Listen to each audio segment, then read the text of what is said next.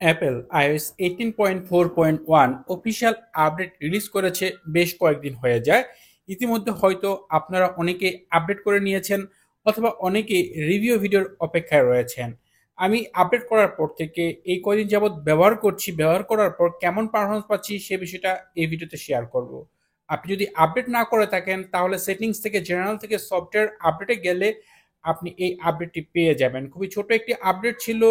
Update size নির্ভর করে আপনার ডিভাইসের উপর এবং সেই সাথে আপনি বর্তমানে কোন ভার্সনে রয়েছেন তার উপর।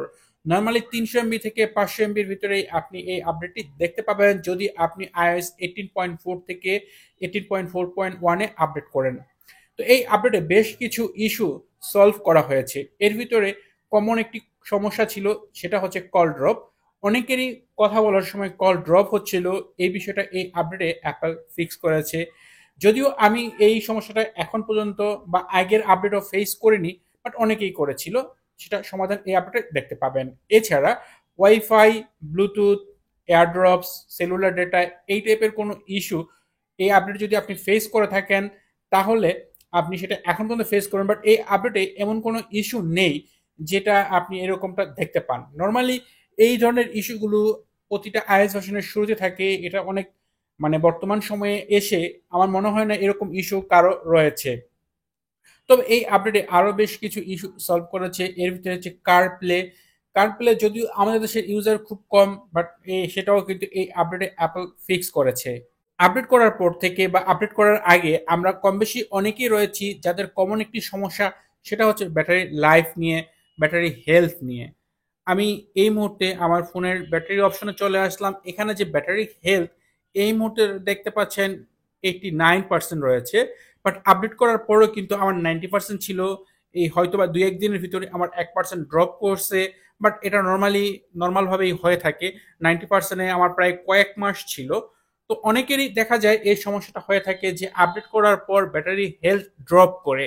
তো এটা অনেকেই বলেন যে আপডেট করার কারণে হয়ে গেছে। অ্যাকচুয়ালি এরকমটা না, আপডেট করার কারণে ব্যাটারি হেলথ ড্রপ করে না। আপনার ফোন ব্যবহার করছেন আপনি, এতে করে আপনার ব্যাটারির ক্ষয় হচ্ছে এবং এই ক্ষয়টা কিন্তু আপনার ফোন প্রতিদিন আপনাকে শো করবে না। এটা হয়তো 1 মাস, 2 মাস বা 3 মাস পর যখন আপনার ফোনটি রিক্যালিব্রেট হবে তখন এই বিষয়টা আপনার নজরে আসবে, ব্যাটারি হেলথ কমবে। আর সচরাচর আপডেট করার সময় এই বিষয়টা আপনার ফোন চেক করে সিস্টেমে গিয়ে দেখা যায় যে ব্যাটারি হেলথ কতটুকু রয়েছে। ঠিক যতটুকু পায় তখন চেক করার সময় ওইটাই কিন্তু তখন এই মুহূর্তে শো হয়, যার কারণে আমরা দেখতে পাই যে ব্যাটারি হেলথ ড্রপ করছে আপডেট করার পর। এছাড়া এই আপডেটটি ব্যবহার করছি বেশ কয়েকদিন হয়ে যায়, প্রায় 5 দিন হয়ে যায়। 5 দিন যাবৎ আমি ফোন বেশ লং টাইম ব্যবহার করছি এবং এই ক্ষেত্রে দেখা যাচ্ছে গেম খেলছি, সেই সাথে মুভি দেখছি, সেই সাথে ফেসবুক তো রয়েছে, ইউটিউব রয়েছে।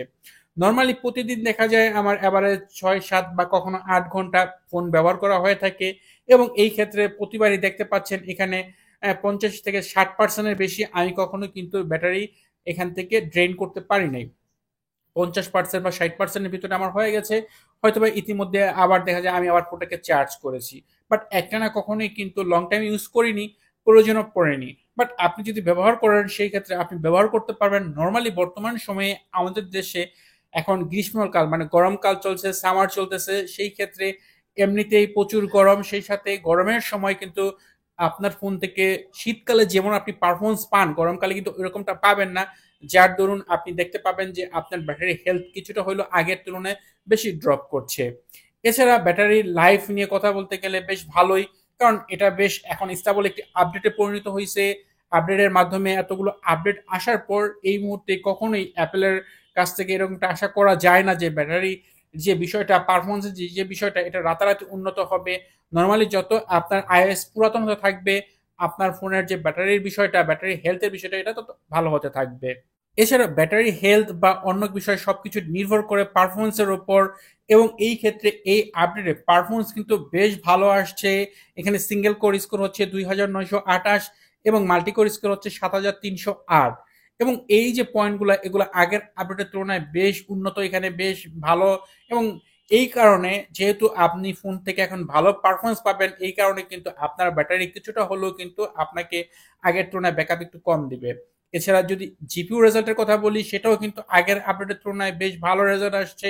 28,840 আসছে এখানে, যা কিন্তু আপনার গেমিং পারফরমেন্স একেবারে ধাসু দিবে, যেই ক্ষেত্রে আপনার যে কথা যেহেতু পারফরমেন্সের উন্নতি হয়েছে তাই অবশ্যই এই কারণে আপনার ফোন পারফরমেন্স ভালো দিবে, আর পারফরমেন্স ভালো দেওয়ার কারণে ব্যাটারি হেলথ ড্রপ করবে, মানে ব্যাটারি লাইফ আপনি একটু কম দেখতে পাবেন। এবং সবসময় আপনি একটা কাজ নিয়মিতই করবেন, এটা আমি রেগুলারলি প্রতিটা ভিডিওতে বলে থাকি, যে নিয়মিত আপনার ফোনে যে সকল অ্যাপ রয়েছে সেগুলো আপনি আপডেট করে রাখবেন। পারফরমেন্স ভালো পাওয়ার সবচেয়ে বড় একটা নিনজা টেকনিক হচ্ছে এটা, যে নিয়মিত আপনার একদিন দুই দিন পর পর বা চাইলে আপনি রেগুলারলি করতে পারেন, অটো দিয়ে রাখতে পারেন, যে আপডেট আসলেই সেগুলো অটোমেটিক আপডেট হয়ে যাবে। এছাড়া মোটামুটি সব বাগই কিন্তু অ্যাপল এই আপডেটে ফিক্স করেছে। তবে আমার এখানে স্টোরেজে কিন্তু বেশ বড় একটা বাগ দেখা যাচ্ছে। যদিও এটা আমার ডিভাইসে হচ্ছে, আপনার ক্ষেত্রে হচ্ছে কিনা সেটা আপনি কমেন্টে শেয়ার করবেন। এখানে যে সিস্টেম ডেটা এটা প্রায় 10 জিবি প্লাস হয়ে গিয়েছে, যেটা আগের আপডেটে 6 জিবির মতো ছিল, বাট এই আপডেটে অনেকটাই হয়ে গিয়েছে। যদিও ইতিমধ্যে অনেক জাঙ্ক ফাইল রয়েছে ফোনের ভিতরে, সেগুলো হয়তো ডিলিট করি নাই, যার কারণে এরকমটা দেখাচ্ছে। হয়তো সেগুলো একটু যদি ডিলিট করে দেই সেই ক্ষেত্রে হয়তো বা এখান থেকে আরো কিছু স্টোরেজটা কমে আসবে। সর্বোপরি বিষয় হচ্ছে এটা একটা বাগ, এবং এই কারণে স্টোরেজটা অনেকটাই দখল হয়েছে। এবং এছাড়া এই আপডেটে অ্যাপল সিকিউরিটির যে বিষয়গুলো, কারণ প্রতিটা ছোট ছোট পয়েন্ট ডাবল পয়েন্টের আপডেটে অ্যাপল সিকিউরিটির আপডেট নিয়ে আসে, এবং এই আপডেটেও কিন্তু আপনার কোরোডিও এবং আরপিএসির এরকম একটি এই সিকিউরিটি আপডেট নিয়ে আসছিল, যার কারণে আপনার ফোনের যে সিকিউরিটি সেটা আর উন্নত হবে। এই কারণে অবশ্যই উচিত, যেহেতু আপনি আপনার ফোনকে এবং আপনি আপনার নিজেকে প্রাইভেসির দিক দিয়ে সবচেয়ে গুরুত্বপূর্ণ দিয়ে দেখেন, কারণ বেশিরভাগ আইফোন ইউজার আইফোন ইউজ করে দুইটা কারণে, একটা হচ্ছে ক্যামেরার কারণে আর একটা হচ্ছে সিকিউরিটির কারণে। এবং এই ক্ষেত্রে অবশ্যই আপনি এই আপডেট থেকে সিকিউরিটি 100% পাবেন, কেননা এই আপডেটে অ্যাপল সিকিউরিটির ফিক্স নিয়ে আসছে, যার কারণে আপনার উচিত হবে এই আপডেট ডিভাইস আপডেট করে নেওয়া।